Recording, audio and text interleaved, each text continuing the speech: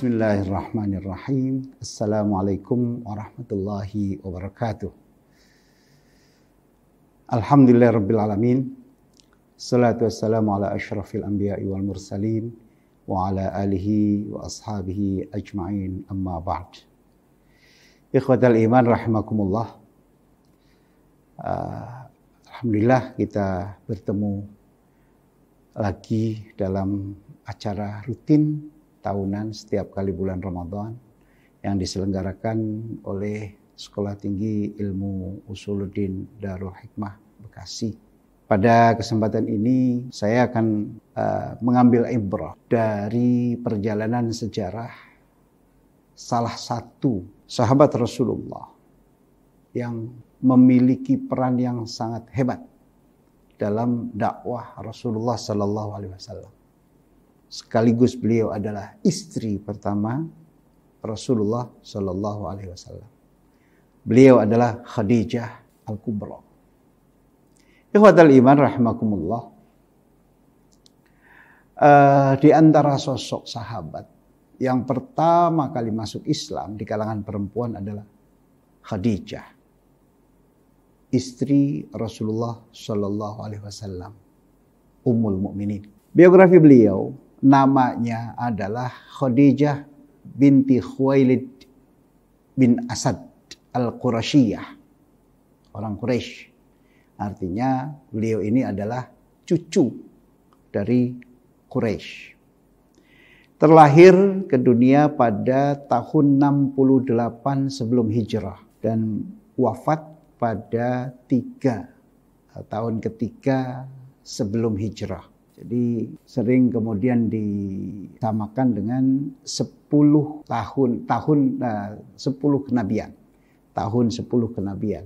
Jadi itu yang kemudian dalam beberapa tulisan sejarah itu disebutkan bahwa itu adalah Amul Huzni, tahun berkabungnya Rasulullah Sallallahu Alaihi Wasallam, karena di samping Khadijah binti Khuwailid istri Rasulullah ini wafat, juga pada tahun yang sama wafat paman beliau yang sangat mendukung dakwah beliau.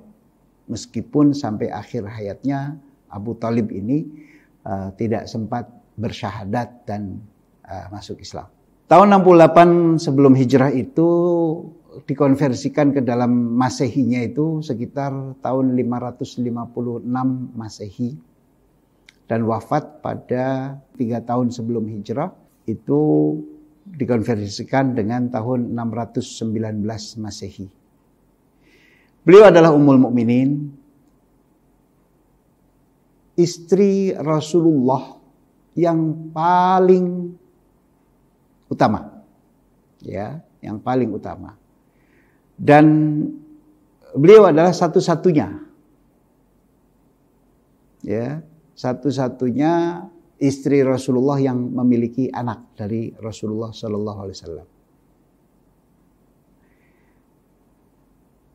Dalam kehidupannya, ketika awal menikah, itu Khadijah menikah dengan Rasulullah sebagaimana sering disampaikan dalam banyak forum, bahwa ketika menikah dengan Rasulullah, Khadijah berusia 40 tahun. Sementara Rasulullah sendiri berusia 25 tahun. Artinya 15 tahun Khadijah hidup bersama Rasulullah sebelum Rasulullah menjadi nabi, sebelum diutus jadi nabi. Kemudian setelah beliau diutus jadi nabi, itu selama 10 tahun, artinya 25 tahun kehidupan Khadijah bersama Rasulullah Sallallahu Alaihi Wasallam. 15 tahun sebelum diutus jadi nabi dan 10 tahun setelah jadi nabi. Ikhwatal iman rahimakumullah. Ini biografi beliau. Nasabnya beliau sebenarnya satu kakek dengan Rasulullah. Artinya ketemu dalam nasabnya itu ketemu sampai kepada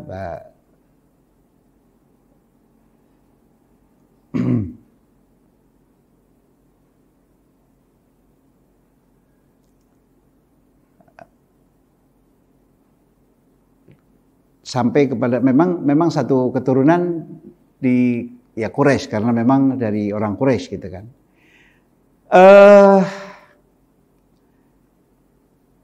Bapaknya Khadijah itu adalah Khuwailid bin Asad. Ibunya Fatimah binti Zaidah bin Al-Asam. Beliau memiliki beberapa orang saudara. Ada 8 saudara, jadi beliau ini 9 orang ya. Dan sebelum menikah dengan Rasulullah, di sini ada beberapa perbedaan. Kalangan Syiah mengatakan bahwa sebelum menikah dengan Rasulullah, Khadijah belum pernah menikah sama sekali. Tetapi dari kalangan Sunni menyebutkan bahwa ada Rasulullah ini adalah suami ketiga.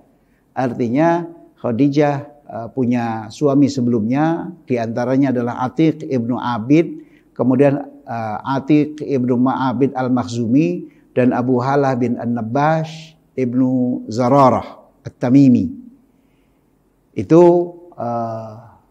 istri suami dari Khadijah.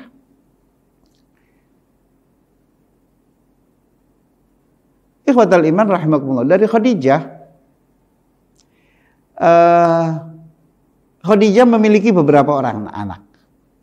Ya, memiliki beberapa orang anak. Dari suami sebelumnya ada Hindun ibnu Abi Halah, kemudian ada Hindun binti Atiq. Kemudian dari Rasulullah punya anak bernama Al-Qasim, kemudian ada Abdullah, ada Zainab, ada Ummu Kalthum, kemudian Ruqayyah, ada Fatimah. Itu anak-anak yang dari Rasulullah Shallallahu Alaihi Wasallam. Ikhwatal iman rahimakumullah.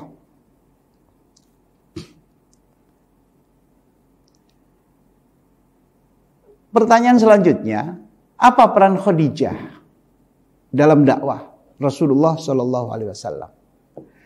Tadi sudah disebutkan bahwa Khadijah adalah wanita pertama yang beriman. Artinya begitu mendengarkan bahwa Nabi mendapatkan wahyu pertama, Khadijah langsung melaporkan ini kepada pamannya. Kemudian Waraqah bin Naufal, pamannya Waraqah bin Naufal. Kemudian Khadijah mempertanyakan apa yang terjadi. Sehingga kemudian Waraqah kemudian menjelaskan bahwa Waraqah ini adalah seorang Nasrani yang kemudian beliau menulis Injil ya dengan bahasa Ibrani. Dan beliau menjelaskan bahwa apa yang terjadi seperti itu adalah tanda-tanda kenabian sebagaimana yang dia ketahui dari apa yang dia kaji. Itu dijelaskan oleh Waraqah bin Naufal. Sehingga kemudian itu meyakinkan Khadijah bahwa ini adalah nabi, rasul yang memang diutus oleh Allah Subhanahu wa taala. Sehingga beliau langsung percaya dengan apa yang disampaikan oleh nabi.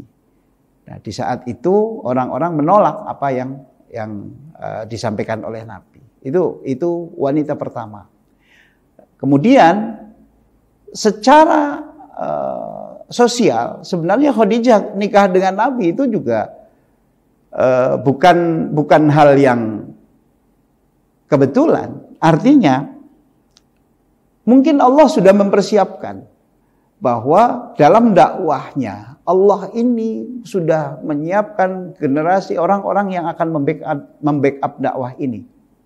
Kenapa tidak? Karena ternyata Khadijah ini adalah bukan wanita biasa. Tadi dari keturunannya jelas, dari keturunan bangsa Quraisy yang memang mulia gitu kan, dan itu dan dia ini Khadijah ini adalah wanita yang cerdas, meskipun waktu itu kedudukan wanita itu sangat rendah, tetapi Khadijah memiliki kecerdasan, memiliki kepandaian yang luar biasa, ditambah lagi beliau adalah seorang pengusaha kaya. Bahkan dalam beberapa literatur disebutkan bahwa beliau ini kekayaannya bisa dikatakan separuh kekayaan orang Mekah itu adalah milik beliau, milik Khadijah. Dan Khadijah ini adalah tokoh yang sangat luar biasa saat itu. Sehingga ketika Rasulullah mengajukan diri untuk berdagang, ketika masih bujang, lalu mengajukan diri kepada Khadijah untuk ikut berdagang dari dagangannya, itu kemudian diizinkan karena mendengar bahwa Muhammad ini adalah Al-Amin dengan berbagai sanjungan kepada orang ini sebelum beliau jadi nabi. Sampai kemudian Rasulullah berdagang. Sewaktu itu sebelum jadi Rasulullah, beliau berdagang membawa perdagangan dari Khadijah. Itulah yang awal mulanya kenapa Khadijah itu jatuh hati kepada Muhammad yang belum jadi nabi tadi. Kenapa? Ternyata ketika berdagang itu Nabi tidak dilepas sendiri. Dia menyertakan salah seorang pembantunya yang dalam literatur disebutkan namanya Maisarah. Dan ketika menyertai Rasulullah berdagang itu, Maisarah melihat sesuatu yang sangat luar biasa, melihat keajaiban-keajaiban, melihat keistimewaan-keistimewaan dengan kejujurannya dan lain sebagainya.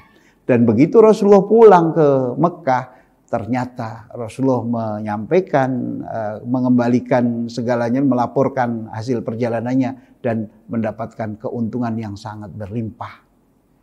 Dengan cara beliau berdagang, beliau melakukan pergaulan, bahkan sampai kemudian ketika dagangannya sudah habis, kemudian dibelanjakan kembali untuk membawa dagangan untuk dijual di Mekah, itu ternyata Khadijah merasa senang.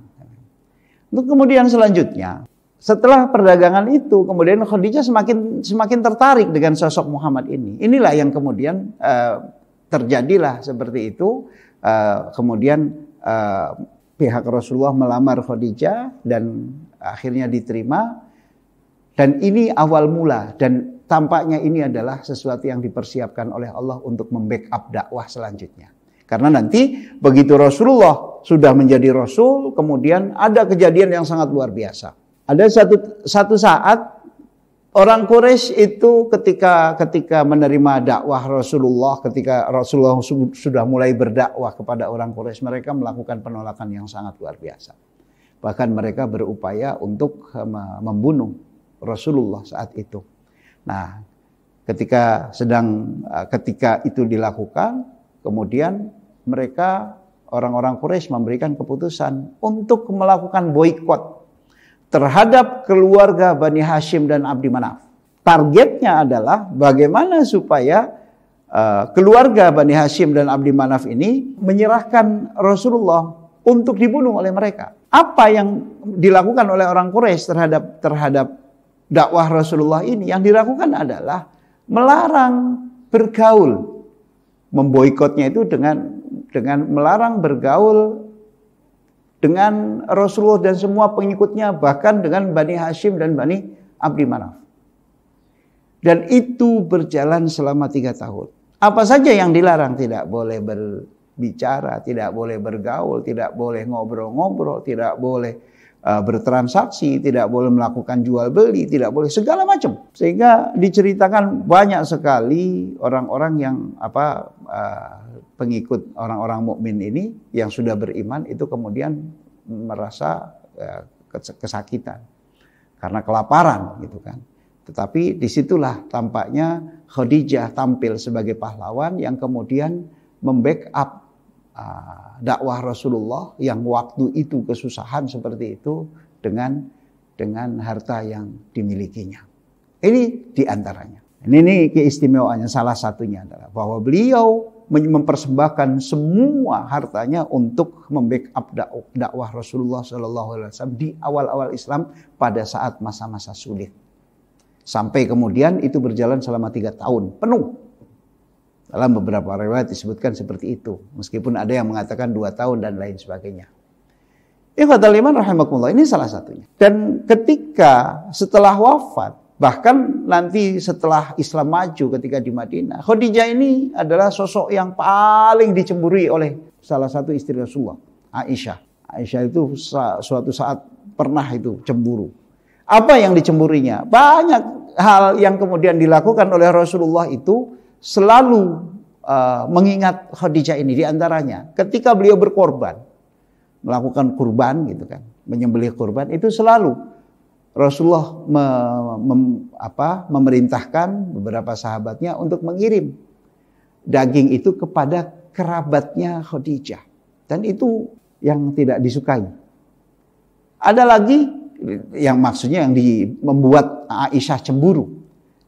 Nah, ada lagi hal lain yang kemudian Rasulullah selalu menyebut-nyebut Khadijah ini.